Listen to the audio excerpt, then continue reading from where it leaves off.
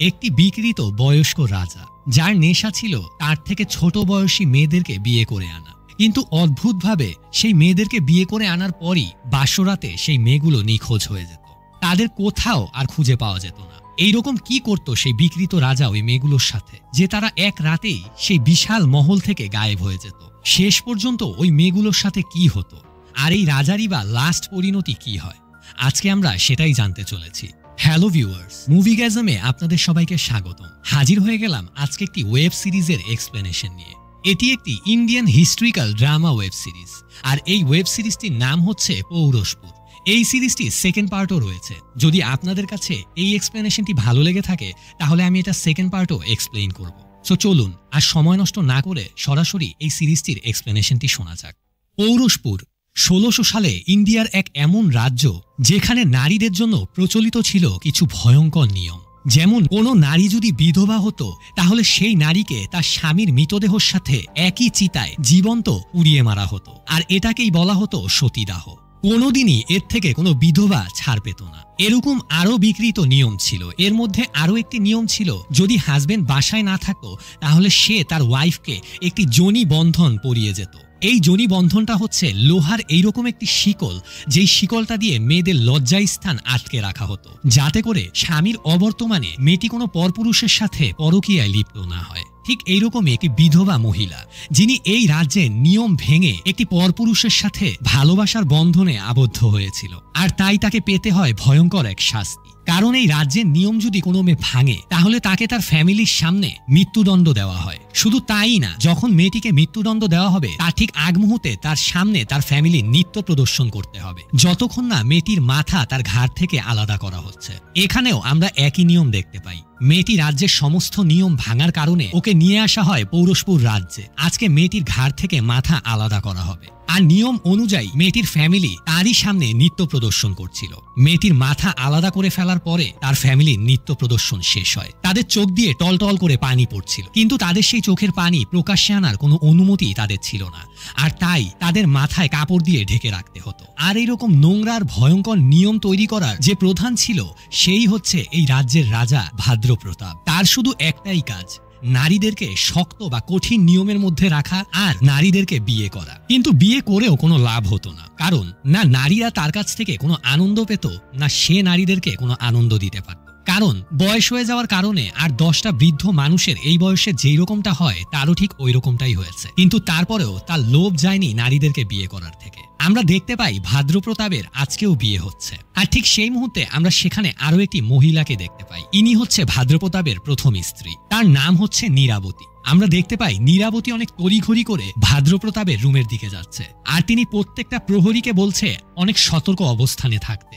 পরের সিনে আমরা দেখতে পাই নীরাবতী চলে যায় ভাদ্রপ্রতাপের রুমে, আর তখন আমরা দেখতে পাই রাজা ভাদ্রপ্রতাপ নীরাবতীকে বলছে, আজকে যেভাবেই হোক আমার ওয়াইফ যেন এই মহল থেকে নিখোঁজ না হয়, এটা দেখার দায়িত্ব সম্পূর্ণ তোমার। যদি আজকে ও গায়েব হয়ে যায় তাহলে কিন্তু তোমার কঠিন শাস্তি পেতে হবে। নীরাবতী তখন রাজাকে আশ্বাস দেয় যে না, আজকে এইরকম কিছু হবে না। আমি আপনাকে কথা দিচ্ছি, আজকে আপনার বিয়ে করে আনা বউ কিছুতেই এই রাজ্য থেকে নিখোঁজ হতে পারবে না। আসলে রাজার এর আগের তিনটি বউ বাসরাতেই গায়েব হয়ে গিয়েছিল। তারা কোথায় যায় বা এত প্রহরীদের মাঝখান থেকেও তাকে কে গায়েব করে নিয়ে যায় এটা আজ পর্যন্ত কেউই বের করতে পারেনি। আর তাই রাজা আজকে রাতেও অনেক টেনশনে আছে। তার থেকেও বেশি টেনশনে আছে রানী নীরাবতী, কারণ রাজা তাকে এবার পুরোপুরি শক্ত নিয়ম করে দিয়েছে যে যদি আজকে রাতেও এই রানীটিও গায়েব হয়ে যায় তাহলে তার জীবিত থাকার কোনো মানেই হয় না। পরের সিনে আমরা দেখতে পাই বিয়ের অনুষ্ঠান শুরু হয়ে গিয়েছে। রাজা ভাদ্রপ্রতাপের যার সঙ্গে বিয়ে হচ্ছে তিনি পাশের রাজ্যের রাজার মেয়ে উমাংলতা। সেখানে আমরা রাজার পুরো ফ্যামিলিকে দেখতে পাই। ইনি হচ্ছে রাজার বড় ছেলে, তার নাম আদিত্যা, আর এটি হচ্ছে আদিত্যার ওয়াইফ কুসুমলতা। আদিত্যাকে এই কুসুমলতার সঙ্গে বিয়ে দিলেও বাস্তবিক অর্থে আদিত্যা কিন্তু এই কুসুমলতার সাথে কোনো সম্পর্কেই জড়িত নেই, কারণ আদিত্যা হচ্ছে একজন গে, আর তাই জোর করেই কুসুমলতাকে আদিত্যের সঙ্গে থাকতে হয়।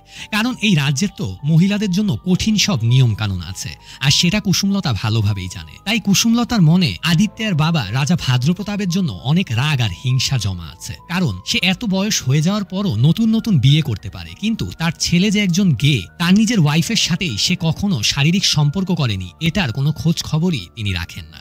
আর ইনি হচ্ছে ভাদ্রপ্রতাপের ছোট ছেলে, ওর নাম হচ্ছে রণবীর। রণবীর এখনো বিয়ে করেনি, সে পেশায় একজন পেইন্টার, এবং সে এই রাজ্যেরই একজন দাসীর সঙ্গে রিলেশন করে যার নাম কলি। এরা সবাই একসঙ্গে বসে নিজের বাবার বিয়ে দেখছে ঠিকই, কিন্তু কারো মনেই আনন্দ নেই। ভিতরে ভিতরে এরা একে অপরকে অনেক হিংসা আর ঘৃণা করে। যখন রাজার বিয়ে হচ্ছিল তখন সেই অনুষ্ঠানে আমরা আরেকজন মানুষকে উপস্থিত হতে দেখি। ও হচ্ছে একজন ট্রান্সজেন্ডার বা তৃতীয় লিঙ্গের মানুষ।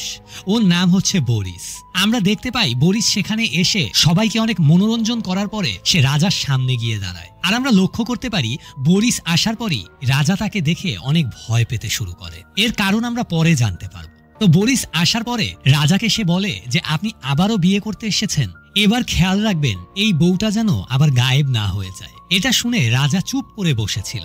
এক পর্যায়ে রাজা বরিসকে বলে যে তুমি এখানে যা করতে এসেছো তা করে যাও। মূলত বরিস এখানে এসেছে নতুন বউকে আশীর্বাদ করার জন্য। তখন আমরা দেখতে পাই বরিস নতুন বউয়ের কাছে গিয়ে তাকে আশীর্বাদ করে দেয় আর তাকে বলে যে আমি তোমাকে দোয়া করে দিচ্ছি এই মহলের বাকি রানীদের ভাগ্যে যা পরিণতি হয়েছিল সেটা যেন তোমার সঙ্গে না হয়। আর এই আশীর্বাদ করে বরিস সেখান থেকে চলে যায়। পরের সিনে আমরা দেখতে পাই বিয়ে সম্পন্ন হওয়ার পরে উমলতা প্রস্তুতি নিতে থাকে রাজার রুমে যাওয়ার জন্য। কিন্তু তার মন আজকে অনেক খারাপ, কারণ তাকে একজন বয়স্ক লোকের সঙ্গে বিয়ে দেওয়া হয়েছে। তার সবসময় স্বপ্ন ছিল তার স্বামী হবে কোনো এক যুবক রাজকুমার, কিন্তু সেখানে একজন বৃদ্ধ রাজার সঙ্গে তাকে বিয়ে দেওয়া হয়েছে। আর এটা ভেবে অনেক মন খারাপ ছিল উমংলতার, কিন্তু তারপরেও তার কিছু করার ছিল না। আর এই দিক দিয়ে আমরা দেখতে পাই রাজা ভাদ্রপ্রতাপ ও রুমের ভিতরে বসে নিজের সঙ্গে নিজে কথা বলছে, কারণ সে জানে যে এর আগে যতগুলো মেয়েকেই সে বিয়ে করেছিল কাউকেই সে স্যাটিসফাইড করতে পারেনি। আর তাই সে নিজেকে বারবার বলতে থাকে যে আজকে যে করেই হোক আমি কারো কাছে হার মানবো না। আজকে আমার নতুন ওয়াইফকে আমার যেভাবেই হোক স্যাটিসফাইড করতে হবে, কোনোভাবে যেন আমি নিজে ভেঙে না পড়ি।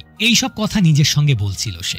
এরপর আমরা দেখতে পাই রাজা চলে যায় উমংলতার বেডরুমে। উমংলতা অনেক সাজুগুজু করে বসেছিল এই বৃদ্ধ রাজার জন্য। বৃদ্ধ রাজা যখন আসে উমংলতা এক পর্যায়ে মেনে নেয় যে এটাই তার স্বামী, আর তাই স্বামীকে ভালোবাসার জন্য সে যা যা করণীয় তা করে। কিন্তু সে তো জানতো না যে এই বয়স্ক রাজার এতটাই বয়স হয়ে গিয়েছে যে সে আসলে এইরকম ইয়াং যুবতী মেয়ের এত সুন্দর করে ভালোবাসা সে নিতে পারে না।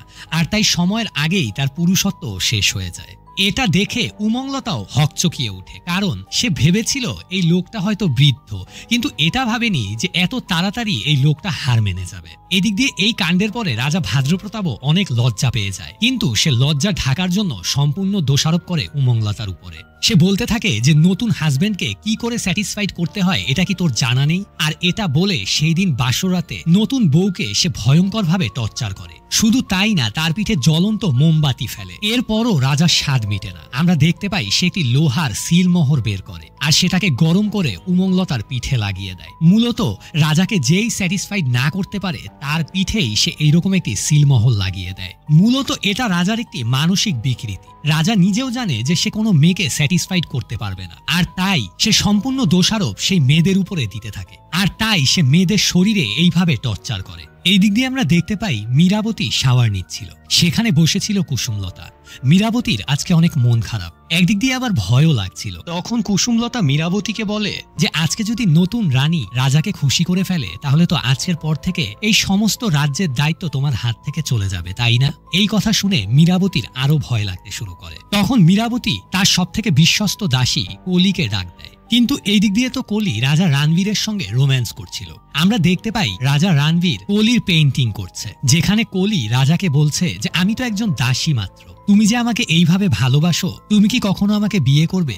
বা এই রাজ্য কি কখনো তোমার আমার সম্পর্ককে মেনে নিবে? তখন রাজা রণবীর কলিকে বলে যে কেউ মানুক আর না মানুক আমি তোমাকেই বিয়ে করব, আমি তোমার সঙ্গেই সারা জীবন থাকবো। আর এই কথা বলে রাজা রণবীর তার হাত থেকে একটি রাজকীয় আংটি বের করে কলির হাতে পরিয়ে দেয়। ঠিক সেই মুহূর্তে একজন দাসী রাজা রণবীরের রুমে চলে আসে আর কলিকে এসে খবর দেয় রানী মীরাবতী তাকে ডেকে পাঠিয়েছে। কলি আর একটুও দেরি না করে সঙ্গে সঙ্গে সেখান থেকে চলে যায় মীরাবতীর কাছে। প্রথমে মীরাবতী তাকে দেখে একটু বিরক্ত হয় আর তাকে বলে যে তোমার আসতে এত দেরি হলো কেন? কলি কোনো কথা না বলে রানীর গায়ে তেল মালিশ করতে শুরু করে। কিন্তু ঠিক সেই মুহূর্তে কলি যখন মীরাবতীকে তেল মালিশ করে দিচ্ছিল তখন কলির হাতের আঘাতে রানী একটু ব্যথা পায়। সঙ্গে সঙ্গে সে কলির হাতের দিকে ফিরে তাকায় আর দেখতে পায় কলির হাতে রাজকীয় একটি আংটি। এটা দেখে মীরাবতীর আর বুঝতে বাকি থাকে না যে এটা তার ছেলে রণবীরের আংটি। তখন সে কলিকে বলে যে তুমি জানো না এই রাজ্যে ভালোবাসা করার পরিণতি কি হয়? এই কথা শুনে কলি অনেক ভয়ে মাথা নিচু করে বসেছিল, কারণ কলি জানতো যে এই রাজ্যে কারো সঙ্গে কারো ভালোবাসা হয় না, যদি কেউ এটা করে ফেলে তাহলে তার ভয়ঙ্কর শাস্তি পেতে হয়। রানী তখন চুপ করে কিছু একটা ভাবতে থাকে। আর পরের সিনে আমরা দেখতে পাই রানী উমংলতা, যে কিনা রাজার কাছে অত্যাচারিত হয়েছিল, সে তার বাবাকে একটি চিঠি লিখে আর তার একজন বিশ্বস্ত দাসীকে দিয়ে সে তার বাবার কাছে এই চিঠিটি পাঠিয়ে দেয়। কিন্তু রাতের বেলা যখন ওই দাসীটি চিঠিটি নিয়ে ওই রাজ্য থেকে বের হতে নিয়েছিল, ঠিক সেই মুহূর্তে তাকে ওই রাজ্যের সেনারা দেখে ফেলে আর তার উপরে হামলা করে। দাসীটি অনেক চেষ্টা করে ওদের সাথে মারামারি করার, এক পর্যায়ে ওই সৈন্যদেরকে সে হারিয়েও দেয়। কিন্তু ঠিক তখনই ওই রাজ্যের যে সেনাপতি ছিল সে তার হাতের বল্লম ছুঁড়ে মারে ওই মেয়েটির দিকে, আর এক পর্যায়ে ওই বল্লমের আঘাতে ওই দাসীটি মারা যায়। চিঠিটি নিয়ে যেতে পারে না উমংলতার বাবার কাছে। মন্ত্রী চিঠিটি পাওয়ার সঙ্গে সঙ্গে সেটাকে নিয়ে যায় ভাদ্রপ্রতাপের কাছে।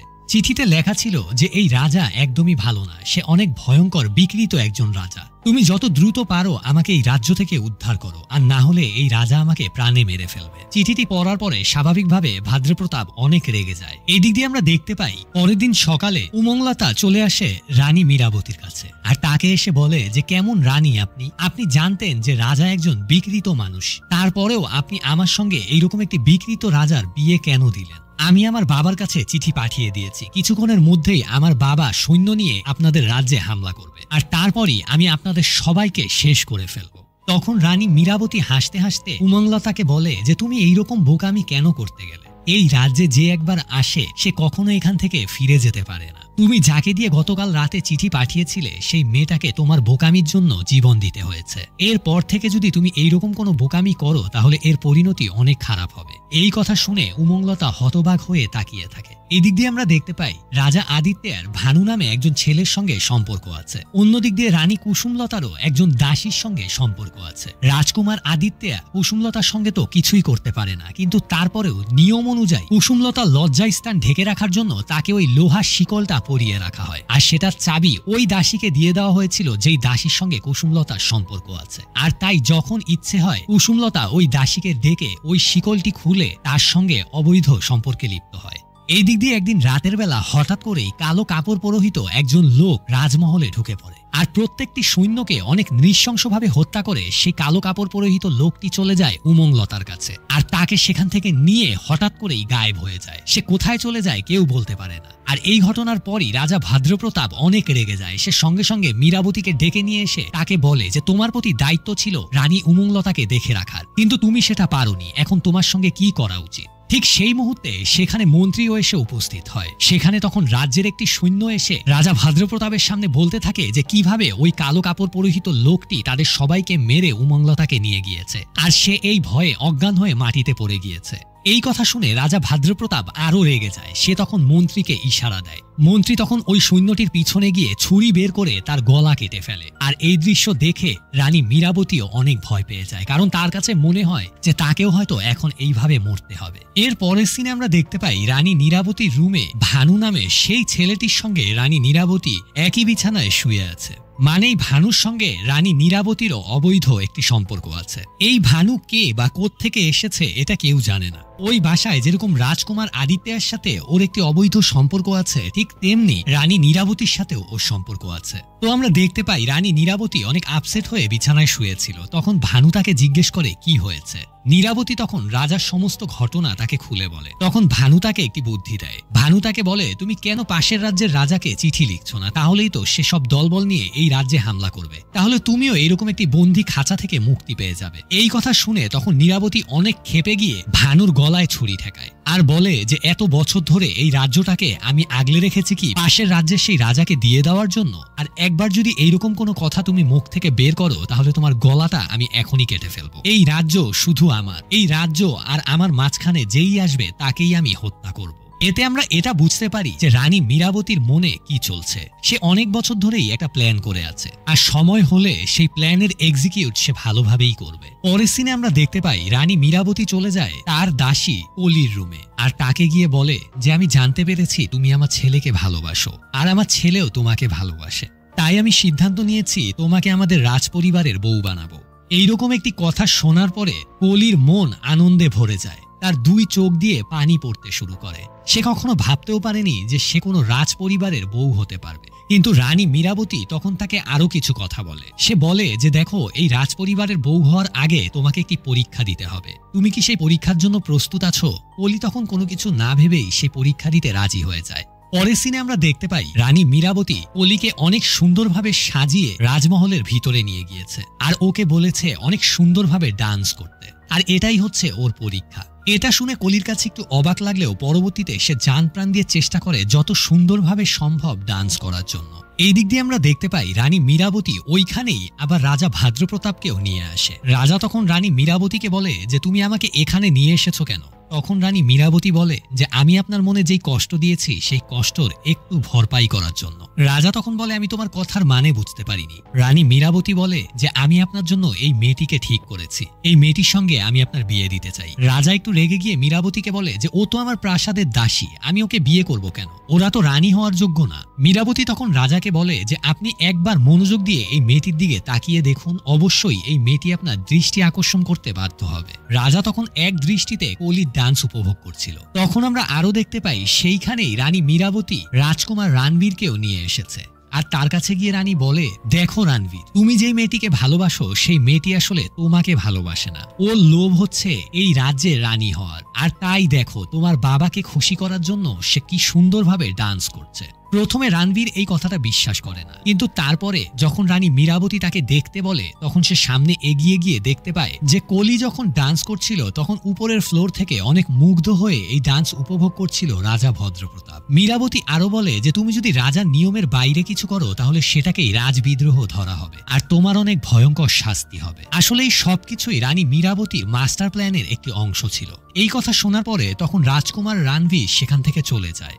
আর এত সুন্দর ডান্স দেখে একটা পর্যায়ে রাজা ভাদ্রপ্রতাপ মুগ্ধ হয়ে যায় কলির উপরে, আর সে কলিকে বিয়ে করার জন্য রাজি হয়ে যায়। এর কিছুদিন পরে কলির বিয়ে হয়ে যায়। রাজ্যের সমস্ত নিয়ম কানুন মেনে কলিকে রাজদরবারে নিয়ে আসা হয়। কলির কাছে এখনো মনে হচ্ছিল তার সঙ্গে রাজকুমার রণবীরের বিয়ে হয়েছে, কিন্তু না। কিছুক্ষণ পরে সেই রুমে প্রবেশ করে রাজা ভাদ্রপ্রতাপ। রাজাকে ওই রুমে দেখে কলি হঠাৎ চমকে উঠে আর তাকে প্রশ্ন করে যে সে এই রুমে কেন, রণবীর কোথায়? তখন রাজা বলে যে রণবীরের এখানে তো আসার কথা না, তোমার সঙ্গে যার বিয়ে হয়েছে সেই তো এখানে আসবে। কলি অবাক হয়ে তাকিয়ে থাকে রাজার দিকে। তার বিশ্বাস হচ্ছিল না যে সে যেটা শুনছে সেটা কি ঠিক শুনছে। তার তো রণবীরের সঙ্গে বিয়ে হওয়ার কথা ছিল। সে আবারও জিজ্ঞেস করে যে রাজা সাহেব আপনি কি বলছেন, আমার তো রণবীরের সঙ্গে বিয়ে হওয়ার কথা ছিল। কিন্তু রাজা তখন হাসতে হাসতে বলে যে না, তোমার রণবীরের সঙ্গে না, আমার সঙ্গে বিয়ে হয়েছে, আর আজকে থেকে আমিই তোমার স্বামী। কলি ভয়ে কান্না করতে থাকে। সে অনেক রিকোয়েস্ট করতে থাকে রাজার কাছে যেন তাকে ছেড়ে দেওয়া হয়, কিন্তু কিছুতেই রাজা তাকে ছাড়ে না। এক পর্যায়ে রাজা ক্ষুধার্ত পশুর মতো তার উপরে ঝাঁপিয়ে পড়ে আর অনেক ভয়ঙ্কর ভাবে সেই দিন রাতে কলিকে ধর্ষণ করে। কলি একদম মরা লাশের মতো হয়ে গিয়েছিল। তার উপর দিয়ে যে কত বড় ঝড় গিয়েছে সেটা তাকে দেখলেই বোঝা যায়। দু চোখ দিয়ে তার টল টল করে পানি পড়ছিল। সে ভাবতেও পারেনি যে রণবীর তার সঙ্গে এত বড় বেইমানি করবে। এই দিক দিয়ে নরপিচাসের মতো একটি ক্ষুধার্ত জানোয়ারের মতো এইভাবে একটি মেয়েকে ভোগ করার পরে এতদিন পরে রাজার শান্তি হয়েছে। তার কাছে মনে হয়েছে এতদিন পরে সে স্যাটিসফাইড হয়েছে, আর তাই কলির উপরে সে অনেক খুশি হয়। এই দিক দিয়ে আমরা দেখতে পাই রাজকুমার আদিত্য তার ওয়াইফ কুসুমলতাকে বলছে যে আজ পর্যন্ত আমি তো তোমার হাজবেন্ড হওয়ার কোনো রকম দায়িত্ব পালন করিনি, কিন্তু তারপরও তুমি আমার সাথে কেন আছো? তুমি এই রাজ্য থেকে পালিয়ে যাওনি কেন? কুসুমলতা তখন হাসতে হাসতে বলে যে তোমার বাবার যে কঠিন নিয়ম এখানে তৈরি আছে, এই নিয়ম ভেঙে কি আমি কখনো যেতে পারবো? আর একবার যদি আমাকে ধরে ফেলে তাহলে আমি কি জীবিত থাকবো? কিন্তু দেখো, মানুষ তোমাকে পুরুষ বলে, কিন্তু আজ পর্যন্ত তুমি পুরুষের কোনো দায়িত্বই পালন করনি। আর এই কথা শুনে অনেক রাগ হয়ে আদিত্য উঠে দাঁড়িয়ে কুসুমলতাকে একটি চর মেরে বসে। চর খাওয়ার পরে কুসুমলতা আরো রেগে যায়, আর রেগে গিয়ে তখন আদিত্যকে বলে তোমার পুরুষত্ব দিয়ে তো তুমি তোমার বউকে আটকাতে পারলে না, কিন্তু এইভাবেই যদি কাপুরুষের মতো থাকো তাহলে একদিন এই রাজার সিংহাসনটাও তোমার বাবা তোমার ছোট ভাইকেই দিয়ে দিবে, কারণ এটারও যোগ্যতা তুমি হারিয়ে ফেলবে। যদি পারো তাহলে এখনো সময় আছে, নিজের বাবাকে মেরে ওই রাজ্যটা নিজের হাতে নাও। এই কথা বলে কুসুমলতা ওই রুম থেকে বেরিয়ে যায়। আদিত্য অনেকক্ষণ ঠান্ডা মাথায় চিন্তা করে। একটা পর্যায়ে সত্যি সে বুঝতে পারে যে হ্যাঁ, যদি এইভাবেই চলতে থাকে তাহলে একটা সময় এই রাজ্য রণবীরকেই দিয়ে দিবে তার বাবা। আর তাই আদিত্য তখনই সিদ্ধান্ত নিয়ে নেয় যে আজকে রাতেই সে তার বাবাকে মেরে ফেলবে। কথা মতন রাতের বেলা একটি ছুরি নিয়ে সে তার বাবার রুমে চলে যায় আর সে দেখতে পায় তার বাবা ঘুমিয়ে আছে। তার বাবার বুকের সামনে গিয়ে যেই ছুরিটা চালাবে ঠিক সেই মুহূর্তে সে দেখতে পায় ওই রুমে ভানু এসে পড়েছে আর আদিত্যকে মানা করে ওর বাবাকে না মারার জন্য আর ওকে অনেক বুঝিয়ে শুনিয়ে ওই রুম থেকে নিয়ে আসে। পরের সিনে আমরা দেখতে পাই রণবীর কলির সঙ্গে দেখা করতে আসে আর কলির কাছে সে অনেক মাফ চায়। কলি প্রথমে কিছুতেই রাজি হয় না তাকে মাফ করার জন্য, কিন্তু একটা পর্যায়ে কলিও আর তাকে মাফ না করে থাকতে পারে না। তখন কলি রণবীরকে বলে যে চলো আমরা এই রাজ্য ছেড়ে অনেক দূরে চলে যাই। রণবীর এতেও রাজি হয়ে যায়, কিন্তু ঠিক সেই মুহূর্তে আমরা দেখতে পাই সেইখানে রানী মীরাবতী রাজা ভাদ্রপ্রতাপকে নিয়ে আসে আর তাদের দুজনের অজান্তেই রানী মীরাবতী রাজাকে দেখিয়ে বলতে থাকে যে দেখুন আপনার ছেলে আপনার নতুন বউয়ের সঙ্গে কি করছে। এই দৃশ্য দেখার পর রাজা প্রচন্ড রেগে যায় আর সে তার সৈন্যদেরকে হুকুম দেয় রানী কলিকে ধরে মৃত্যুদণ্ড দেওয়ার জন্য, কিন্তু সে তার ছেলেকে কোনো শাস্তি দেয় না। পরের সিনে আমরা দেখতে পাই কলিকে মৃত্যুদণ্ড দেওয়ার জন্য ফাঁসির মঞ্চে উঠানো হয় আর যখনই ওর গলায় দড়ি পেঁচিয়ে ওকে ফাঁসিতে ঝুলিয়ে দেওয়া হয় সবাই অবাক করে দিয়ে দেখতে পায় ও কিছুতেই ফাঁসিতে ঝুলছে না। কেউ একজন নিচ থেকে ওর 2 পা ধরে রেখেছে আর মুহূর্তের মধ্যেই ফাঁসির মঞ্চের নিচের সেই অবয়বটা কলিকে নিয়ে সেখান থেকে গায়েব হয়ে যায়। শুধু তাই না, রাজকুমার রণবীরকেও সেই মহল থেকে গায়েব করে নিয়ে যায়। এই কথা যখন ভাদ্রপ্রতাপের কানে যায় যে তার ছেলেও এই মহল থেকে গায়েব হয়ে গিয়েছে, তখন সে একদম শেষ হয়ে যায়। সে তার সমস্ত সৈন্যদেরকে হুকুম দিয়ে দেয় রাজ্যের প্রত্যেকটা কোনায় কোনায় তার ছেলেকে খোঁজার জন্য। অনেক খোঁজাখুঁজির পর যখন কোথাও রণবীরকে খুঁজে পাওয়া যায় না, তখন রাজা আরো দুর্বল হয়ে যায়। সে তখন বাধ্য হয়ে অনেক বছর পর সে রানী মীরাবতীর রুমে যায়। রানী মীরাবতী এটা দেখে অনেক অবাক হয়ে যায়, কারণ রাজা অনেক বছর পরে তার রুমে এসেছে। রাজা তখন তার রুমে এসে কাঁদো কাঁদো কণ্ঠে রানীকে বলতে থাকে যে আজকে আমি একজন রাজা হয়ে না, একজন বাবা হয়ে তোমার কাছে এসেছি।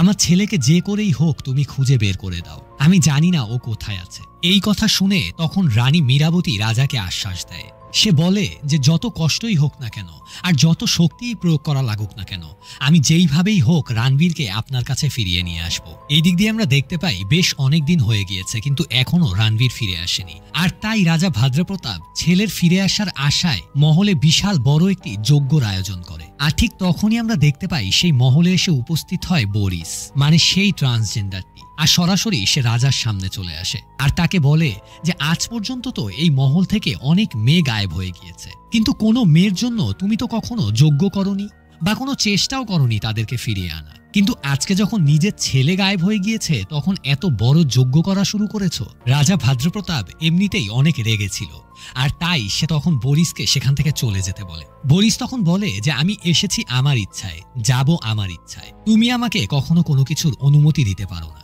রাজা তখন বলে যে এই রাজ্যের সমস্ত নিয়ম আমি বানিয়েছি, অতএব আমি যখন ইচ্ছা তোমাদের জন্য নতুন একটি নিয়ম বানাতে পারবো। বরিস তখন বলে যে না তুমি পারবে না। রাজা তখন বলে কেন পারবো না? বরিস তখন বলে কারণ তুমি আমাদের অভিশাপকে অনেক ভয় পাও আর তাই আমাদের বিরুদ্ধে তুমি কোনো অ্যাকশন নিতে পারো না। রাজা তখন উঠে দাঁড়িয়ে রেগে গিয়ে বরিসকে বলে যে তুমি কোন লজ্জায় আমাকে এই সব কথা বলতে এসেছো? তুমি ভুলে গিয়েছো তুমি কোন পরিবারের ছেলে? তোমার বাবা এইখানে কান্না করতে করতে আমাকে বলেছিল যে আমার বাসায় একটি হিজড়া জন্ম নিয়েছে আর তাই লজ্জায় আমি শেষ হয়ে যাচ্ছি, আমি এখন কি করব? আর এরপর তোমাকে সে রাস্তায় ফেলে দেয় আর সেই তুমি আজকে এখানে দাঁড়িয়ে আমাকে বলছো যে আমি নতুন নিয়ম বানাতে পারবো কি না?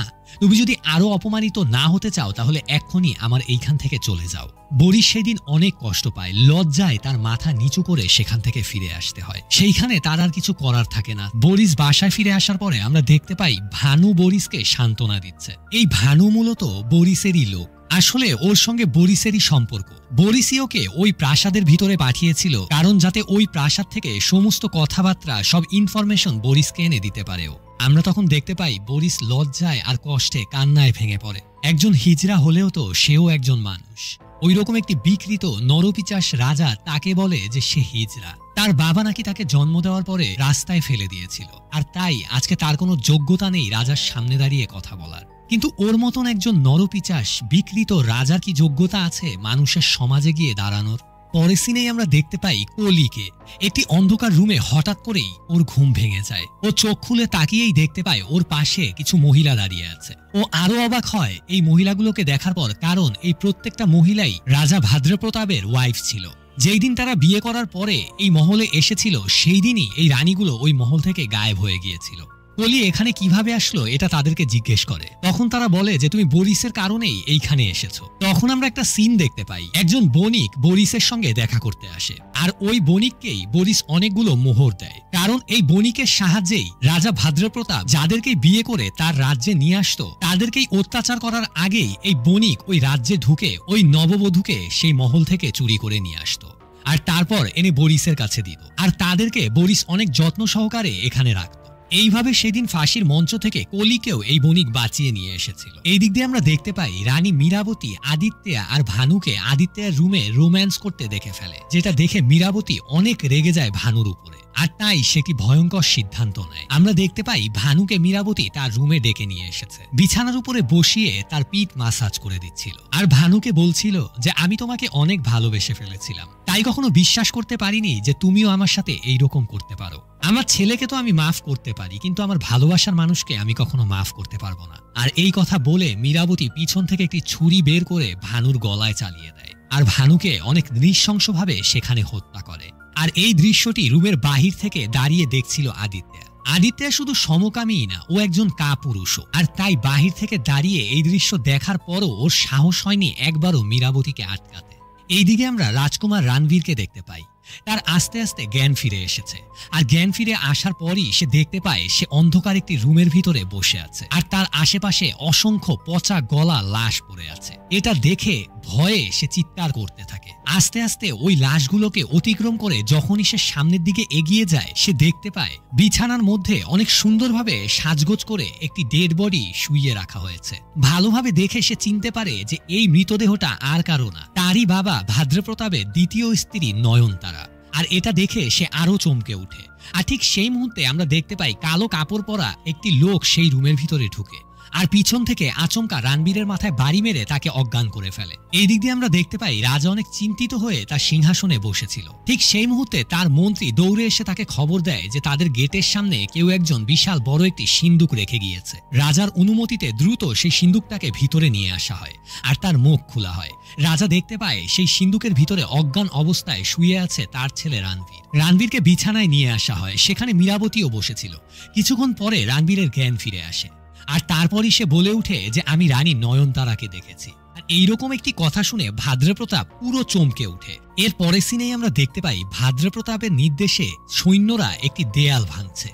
দেয়ালটি পুরো ভাঙা শেষ হয়ে গেলে আমরা দেখতে পাই দেয়ালের ওই পাশে একটি খালি চেয়ার রাখা, আর এটা দেখে ভাদ্রপ্রতাপ অনেক রেগে গিয়ে রানী মীরাবতীর গলা টিপে ধরে, আর তাকে বলে যে তোমাকে দায়িত্ব দিয়েছিলাম আমি, এখান থেকে নয়নতারার মৃতদেহ কোথায় গেল। আর তখনই সিন ফ্ল্যাশব্যাকে চলে যায়। আমরা দেখতে পাই এই রানী নয়নতারা ছিল ভাদ্রপ্রতাপের দ্বিতীয় স্ত্রী। ভাদ্রপ্রতাপ তাকে নতুন বিয়ে করে এনেছিল। সে তার বাকি রানীদেরকে যেইভাবে অত্যাচার করত, এই রানীকেও সে ওইভাবেই অত্যাচার করেছিল। কিন্তু তার পরের দিন সকালে এই রানী একটি বড় সিদ্ধান্ত নিয়ে নেয়, যেই সিদ্ধান্তটা আজ পর্যন্ত কোনো রানীই নিতে পারেনি, আর সেটা হচ্ছে ভাদ্রপ্রতাপকে বিষ খাইয়ে মেরে ফেলা। পরের দিন সকালবেলা রাজা ভাদ্রপ্রতাপ ছাদে দাঁড়িয়েছিল, নয়নতারা সেখানে চলে যায়, আর রাজার সঙ্গে অনেক সুন্দরভাবে কথা বলতে থাকে। এরকম একটা ভান করতে থাকে যে গতকালকে রাতে তাকে যে অত্যাচার করা হয়েছিল এতে সে কিছুই মনে করেনি। রাজা এত সুন্দরভাবে নয়নতারার ব্যবহার দেখে অনেক খুশি হয়ে যায়।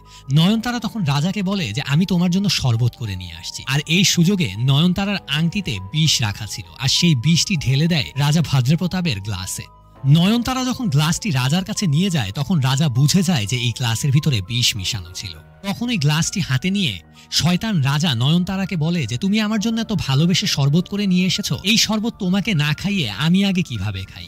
এটা বলে জোর করে ওই শরবতটি নয়নতারাকে খাইয়ে দেয় রাজা। বিষ মিশানো শরবতের একটুখানি নয়নতারার মুখে পড়তেই বিষক্রিয়ায় নয়নতারা মাটিতে লুটিয়ে পড়ে, আর তার মুখ দিয়ে ফেনা বের হয়ে সে সেখানেই মারা যায়। এই সমস্ত দৃশ্য কিন্তু পিছন থেকে দাঁড়িয়ে দেখছিল মীরাবতী। ভয়ে তখন মীরাবতীর গলা শুকিয়ে যায়। রাজা তখন মীরাবতীকে সামনে ডেকে নিয়ে আসে, আর তাকে বলে এই ডেড বডিটা এই রাজ্যেরই কোনো একটা জায়গায় পুঁতে দিতে, কোনোভাবেই যেন রাজ্যের কেউ এই মৃত্যুর কথা জানতে না পারে। কারণ কেউ যদি জানতে পারে যে এই একটি সাধারণ মেয়ে আমার মতো রাজাকে মারার চেষ্টা করেছে, তাহলে সবাই বিদ্রোহ করা শুরু করবে আমার বিরুদ্ধে, আর আমি এটা চাই না। তাই যে করে হোক তুমি আজকেই এই মৃতদেহটাকে এই মহলেরই কোথাও লুকিয়ে ফেলো, আর সব জায়গায় একটি কথা রটিয়ে দাও যে কেউ একজন কালো কাপড় পরে মহলের ভিতরে ঢুকে নয়নতারাকে নিয়ে চলে গিয়েছে। মীরাবতী তাই করে। সে নয়নতারার মৃতদেহটা দেয়ালের পিছনে রেখে ওই দেয়ালটাকে ইট দিয়ে শক্ত করে আটকে ফেলে। কিন্তু নয়নতারার এইরকম একটি সাহসী চেষ্টা অনেক বেশি সাহসী বানিয়ে তুলে মীরাবতীকে। মীরাবতী নয়নতারাকে প্রমিস করে যে ওর সঙ্গে যেই রকম অত্যাচার হয়েছে এই অত্যাচারের প্রতিশোধ একদিন মীরাবতী নিবে। নয়নতারা যেটা চেয়েছিল একদিন মীরাবতী সেটা করে দেখাবে। আজকের পর থেকে রাজা কোনো রানীকেই আর অত্যাচার করতে পারবে না, এমনকি সে বিয়ে করে যদি কোনো রানীকে এই মহলে নিয়েও আসে তাকে মীরাবতী আর অত্যাচারিত হতে দিবে না। মীরাবতী এটাও নয়নতারাকে কথা দেয় যে যাকে তুমি মারতে গিয়ে তোমার জীবনটাই হারিয়েছ তাকে আমি না মারা পর্যন্ত তোমার দেহ আমি সৎকার করব না। আর তাই আমরা দেখতে পাই মীরাবতী যখন নয়নতারার ডেড বডিটা দেয়ালের পিছনে ঢেকে দিচ্ছিল তার আগে তার পুরো শরীরে সে মোম লাগিয়ে দিচ্ছিল যাতে করে ওর বডিটা নষ্ট না হয়। নয়নতারা মারা যাওয়ার পরই মীরাবতী চলে যায় বরিসের কাছে আর তাকে গিয়ে সব ঘটনা খুলে বলে আর তার কাছে সাহায্য চায়। তখন বরিস মীরাবতীকে কথা দেয় যে আজকের পর থেকে রাজা যাদেরকেই বিয়ে করে নিয়ে আসবে এই মহলে বরিস তার লোকের সাহায্যে নতুন রানীকে ওই মহল থেকে নিয়ে আসবে। আসলে এতদিন ধরে মীরাবতী চাচ্ছিল যে এত বছর ধরে এই রাজ্যে নারীদেরকে যেইভাবে অত্যাচার করা হচ্ছিল এর থেকে যাতে নারীদেরকে মুক্তি দেওয়া হয় আর একটা বিপ্লব ঘটাতে এই রাজ্যে নারীদের জন্য। আর তাই ভিতরে ভিতরে আস্তে আস্তে মীরাবতী এই প্ল্যানগুলো করেছিল। এবার সিন প্রেজেন্টে চলে আসে, আমরা দেখতে পাই রানী মীরাবতীর এই সমস্ত প্ল্যান জেনে গিয়েছে রাজা ভাদ্রপ্রতাপ আর শাস্তি স্বরূপ মীরাবতীকে একটি ভয়ঙ্কর শাস্তির ঘোষণা করেছে। আর সেটা হচ্ছে রাজার প্রাসাদের সামনে হাজারো মানুষের সামনে তাকে জ্যান্ত পুড়িয়ে মারা হবে। এই দিক দিয়ে আমরা দেখতে পাই এই নিউজটা বরিসের কানে পৌঁছে যায় আর পৌঁছাবা মাত্রই বরিসও অনেক রেগে যায়। সে তার দলবল নিয়ে রানীকে বাঁচানোর জন্য রাজার প্রাসাদের দিকে আসতে শুরু করে। আমরা আরো দেখতে পাই রাজার হাত থেকে বেঁচে যাওয়া ওই তিনজন রানীও রাজাকে মারার জন্য আসতে নাই, কিন্তু তখনই আমরা দেখতে পাই কলি ওদেরকে বাধা দেয় আর বলে যে মীরাবতী ভালো না, মীরাবতী আমাকে ফাঁসিয়ে ওর ছেলের সঙ্গে বিয়ে না দিয়ে এই নোংরা রাজার সঙ্গে বিয়ে দিয়েছে। কিন্তু তখন আমরা জানতে পারি যে ওই তিনজন রানী ওকে বলছে যে না তুমি ভুল জানো, রানী যা করেছে তোমার ভালোর জন্যই করেছে, তোমাকে যদি সেদিন রাজার সঙ্গে বিয়ে না দিত তাহলে তুমিও আজকে আমাদের মাঝে থাকতে না। আসলে রাজার ছেলেও রাজারই মতো, সে কখনোই তোমাকে বিয়ে করতো না, আর যদি বিয়ে করতো তাহলে তোমাকে পায়ের জুতা বানিয়ে রেখে দিত। তুমি একবার চিন্তা করে দেখো তো, রণবীর এতদিন হয়েছে মহলে ফিরেছে, ও কি একবারও তোমার খোঁজ করেছে? এই কথা শুনে কলি হতবাক হয়ে যায়, কারণ আসলেই তো এতদিন হয়েছে রণবীর মহলে ফিরেছে কিন্তু আজ পর্যন্ত একবারও ও খোঁজ করতে আসেনি কলি। এই দিক দিয়ে আমরা দেখতে পাই বরিস তার দলবল নিয়ে অলরেডি রাজার মহলে চলে এসেছে। এই দিক দিয়ে রাজাও মীরাবতীকে মেরে ফেলার জন্য আগুন জ্বালিয়ে ফেলেছে। ঠিক সেই মুহূর্তে বরিস তার দলবল নিয়ে আক্রমণ করে রাজার সৈন্যদের উপরে। তখন তাদের মাঝখানে যুদ্ধ শুরু হয়ে যায়। আর এই দিক দিয়ে আমরা দেখতে পারি ওই তিনজন রানী আর ওই রাজ্যের সমস্ত নারীরা কলসিতে করে পানি নিয়ে এসে ওই আগুন নিভিয়ে দেয় আর রানীকে বাঁচায়। এই দিক দিয়ে বরিস আর তার সৈন্যরা রাজার সৈন্যদের সঙ্গে মারামারি করতে করতে তাদের সবাইকে মেরে ফেলে। এই দিক দিয়ে আমরা দেখতে পাই ওই মহলে কলিও ছুটে আসে আর এসেই সে চলে যায় রণবীরের রুমে। আর কলিকে দেখে রণবীর অনেক খুশি হয়, সে তখনই জড়িয়ে ধরে কলিকে। কিন্তু তখনই কলি তাকে পাল্টা প্রশ্ন করে যে তুমি এতদিন হয়েছে মহলে ফিরে এসেছো, তুমি তো একবারও আমার খোঁজ করনি। এই কথা শুনে থতমত খেয়ে উঠে রণবীর। সে আসলে কি বলবে ভেবে পায় না। তার এরকম চুপ থাকা দেখে কলি বুঝে যায় যে হ্যাঁ আসলেই তাকে যেটা বলেছিল সেটাই সত্যি। রণবীর তার সঙ্গে এতদিন যা করেছিল সবই আসলে নাটক ছিল। তখন কলি রণবীরকে কাপুরুষ আর বেঈমান বলে সেখানে রেখে চলে আসে। এই দিক দিয়ে আমরা দেখতে পাই বরিস মারামারি করতে করতে তার ভানুর কথা মনে পড়ে যায়, কারণ অনেক দিন হয়ে গিয়েছে ভানু তার সঙ্গে দেখা করেনি। বরিসের মনে সন্দেহ হতে শুরু করে আর তাই সে মহলের ভিতরে ঢুকে ভানুর খোঁজ করতে শুরু করে। খুঁজতে খুঁজতে এক পর্যায়ে সে ওই রুমে গিয়ে পৌঁছায় যেই রুমে ভানুর মৃতদেহ পড়েছিল, আর ওই মৃতদেহর পাশে কান্না করছিল আদিত্যা। ভানুর মৃতদেহ দেখে বরিস পুরো অবাক হয়ে যায়, কষ্টে তার বুক ফেটে যাচ্ছিল, কারণ বরিসের কথাতেই ভানু এই মহলে আসতো। এই একজন মানুষই ছিল যে বরিসের কষ্ট বুঝত, বরিসকে অনেক ভালোবাসতো। আর আজকে এই মানুষটা এইভাবে এখানে পড়ে আছে, তাকে কে মেরেছে আদিত্যের কাছে বরিস জিজ্ঞেস করে। তখন আদিত্যা বলে দেয় যে তাকে মীরাবতী মেরেছে। এই কথা শুনে বরিস অনেক রেগে যায় মীরাবতীর উপরে, যার জন্য সে এত কিছু করছে সেই লাস্ট পর্যন্ত তার ভালোবাসার মানুষকে মেরে ফেললো। আর তাই বরিস রাগ হয়ে তরোয়াল বের করে দৌড়ে মীরাবতীর কাছে চলে যায় তাকে মারার জন্য। আর এই দিক দিয়ে আমরা দেখতে পাই ওই রাজ্যের সমস্ত নারীরা মিলে রাজা ভাদ্রপ্রতাপকে ধাওয়া করেছে। আর এক পর্যায়ে সব নারীরা মিলে অনেক নৃশংসভাবে রাজা ভাদ্রপ্রতাপকে হত্যা করে। আর এত বছর পর এইরকম একটি নরপিচাসের কাছ থেকে নারীরা মুক্তি পায়। আর এই কথা ভেবেই সবাই অনেক আনন্দ করছিল সেই দিন। সেখানে মীরাবতীও ছিল, দু চোখ বন্ধ করে সে তার আনন্দ প্রকাশ করছিল। আর ওই দিক দিয়ে আমরা দেখতে পাই বরিস মীরাবতীকে মারার জন্য তরোয়াল নিয়ে ছুটে আসছিল। যখনই সে মীরাবতীর সামনে আসে ঠিক সেই মুহূর্তে পিছন থেকে কেউ একজন বরিসের পিঠে ছুরি ঢুকিয়ে দেয় আর বরিসকে সেখানেই মেরে ফেলে। মুভির শেষ অংশে আমাদেরকে একটি দৃশ্য দেখানো হয়, যেখানে আমরা দেখতে পাই সেই বণিকটিকে, যেই বণিকটিকে বরিস ভাড়া করেছিল সেই অত্যাচারিত হওয়া নারীগুলোকে বাঁচানোর জন্য। কিন্তু ও কোনো বণিক ছিল না, ও ছিল পাশের রাজ্যের রাজা বীর সিং। এটা বরিস জানতো না। আমরা দেখতে পাই বীর সিং হাঁটতে হাঁটতে নয়নতারার মৃতদেহর সামনে গিয়ে বসে, আর নয়নতারাকে আদর করতে করতে বীর সিং বলে যে আমি তোমার মৃত্যুর প্রতিশোধ নিয়েছি, আমি সব পাপীদেরকে শাস্তি দিয়েছি। আর এই কথাটি বলার পরই এই মুভিটিও এখানেই শেষ হয়। আসলে বরিসকে কেন মারা হলো আর এই নয়নতারার সাথে বীর সিং এর কি সম্পর্ক, এই সবকিছু সিজন 2-তে দেখানো হবে। সো এই ছিল আজকের এই পৌরষ্প সিরিজটির এক্সপ্লেনেশনটি কেমন লাগলো আমাদেরকে কমেন্টের মাধ্যমে জানিয়ে দিবেন। আর আমাদের ভিডিওটি ভালো লাগলে একটি লাইক অ্যান্ড শেয়ার করবেন। আবারও হাজির হব নতুন আরেকটি মুভির এক্সপ্লেনেশন নিয়ে। ততদিন আমাদের চ্যানেলটি সাবস্ক্রাইব করে আমাদের সঙ্গেই থাকুন। আল্লাহ হাফেজ।